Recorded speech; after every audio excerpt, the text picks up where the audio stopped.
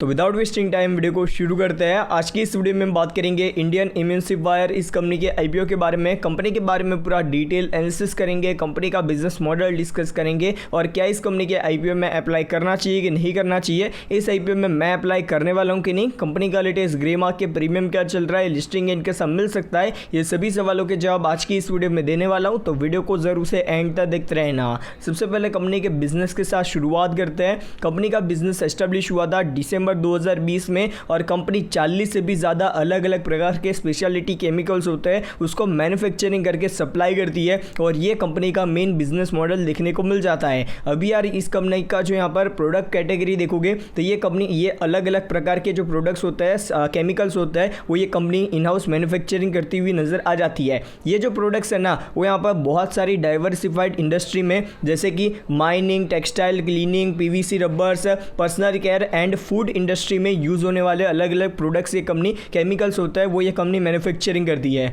जैसे मैंने बताया कंपनी के पोर्टफोलियो में 40 से भी ज़्यादा अलग अलग प्रकार के प्रोडक्ट्स है या इंटरमीडिएट्स है जो ये कंपनी मैन्युफैक्चरिंग करती है। कंपनी ISO सर्टिफाइड है और कंपनी का मैन्युफैक्चरिंग प्लांट है वो रत्नागिरी महाराष्ट्र में देखने को मिल जाता है। ये जो यहाँ पर से कंपनी का जो मैन्युफैक्चरिंग प्लांट का प्रोडक्शन कैपेसिटी देखने को मिलता है 4800 मैट्रिक टन पर एनम का और उसी के साथ साथ कंपनी का इंस्टॉल एडिशनल रिएक्टर कैपेसिटी देखने जाओगे वो ऑलमोस्ट 2400 मैट्रिक टन पर देखने को मिल जाता है। बाकी इस कंपनी का research and development centre, quality control and application laboratories इस कंपनी की इन हाउस देखने को मिल जाती है। बाकी इस कंपनी का वेयर हाउस की बात करें तो कंपनी के टोटल 2 वेयर हाउस है महाराष्ट्र में, एक यहाँ पर वेयर हाउस है रत्नागिरी के अंदर और दूसरा यहाँ पर से रायगढ़ के अंदर देखने को मिल जाता है। बाकी इस कंपनी के साथ 34 से भी ज़्यादा एम्प्लॉयज जुड़े हुए हैं जो कंपनी के साथ काम करते हैं। बाकी इस कंपनी की कंपेटिटिव स्ट्रेंथ की बात करें तो बहुत सारी स्ट्रेंथ बताई है, उसमें से मेरे को यहाँ पर स्ट्रेंथ एक बहुत ही अच्छी लगी। स्केलेबल बिजनेस मॉडल है, आने वाले समय में और भी केमिकल्स कंपनी ऐड करती है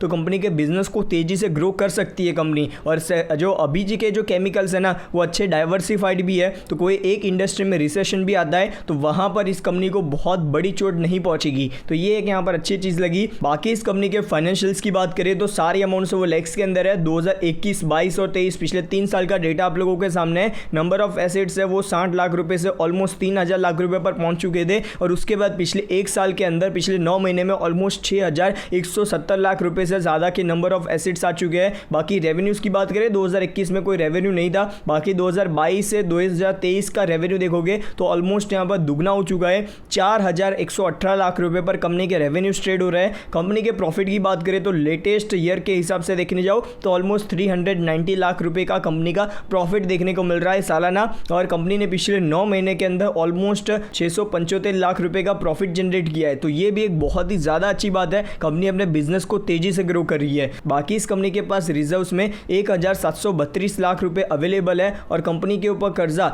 2244 लाख रुपए का देखने को मिल जाता है। बाकी ये कंपनी आईपीओ क्यों लाना चाहती है, ऑब्जेक्टिव क्या है आईपीओ लाने के पीछे का, तो कंपनी को कैपिटल एक्सपेंडिचर की रिक्वायरमेंट के लिए पैसों की ज़रूरत है, जहां पर यह company plant and machineries purchase करना चाहती है। उसी के साथ साथ कंपनी यहाँ पर civil work and installation cost के लिए इस कंपनी को पैसों की ज़रूरत है। और दूसरा यहाँ पर कंपनी ने बोला है capital requirement, working capital requirement के लिए पैसों की ज़रूरत है और जनरल कॉर्पोरेट पर्पस के लिए, ठीक है। बाकी इस आईपीओ की बेसिक डिटेल्स की बात करें 13 मई से लेकर 16 मई तक आईपीओ चलेगा। आईपीओ में प्राइस बैंड 125 रुपये से लेकर 132 रुपये का देखने को मिलता है। एक लॉट में 1000 शेयर्स मिलेंगे। टोटल जो इशू साइज है वो 42.39 करोड़ रुपीज़ का है, सारा का सारा फ्रेश इशू है। NSE SME के ऊपर कंपनी लिस्ट होगी और कंपनी के प्रमोटर्स का नाम आप लोग देख सकते हो। रिटेल कोटा 33% का है और आईपीओ में टाइम टेबल की बात करें तो 13 मई से लेकर 16 मई तक आईपीओ चलेगा। 17 मई को अलॉटमेंट डेट, 21 मई को initial refund date and demat account में शेयर्स क्रेडिट हो जाएंगे और 22 मई को ये कंपनी सुबह 10 बजे शेयर बाजार में लिस्ट होती हुई नजर आ जाएगी।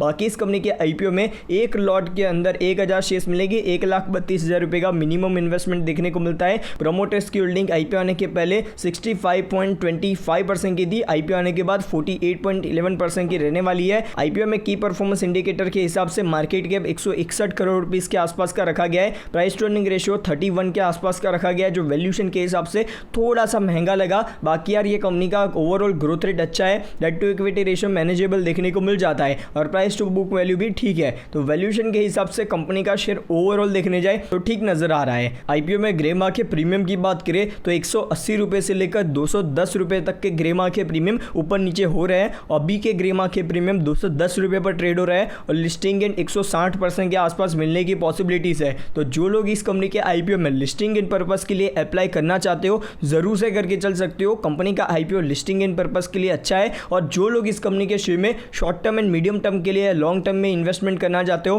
वो कर तो ज़रूर सकते हो, पर बहुत ही ज़्यादा रिस्की है। तो आप लोग थोड़ा रिस्क को ध्यान में रख के चलना, ठीक है। तो ये था मेरा ओपिनियन इस कंपनी के आईपीओ को लेकर। मेरी बात करो तो मैं इस आईपीओ में लिस्टिंग इन पर्पस के लिए इस आईपीओ में 1 या 2 लॉट अप्लाई करने वाला हूं। तो बस आज के लिए इतना ही। वीडियो पसंद आए तो लाइक एंड चैनल को सब्सक्राइब करना मत भूलना। गुड बाय, गुड बाय, फिर मिलते हैं नेक्स्ट वीडियो में। Good bye.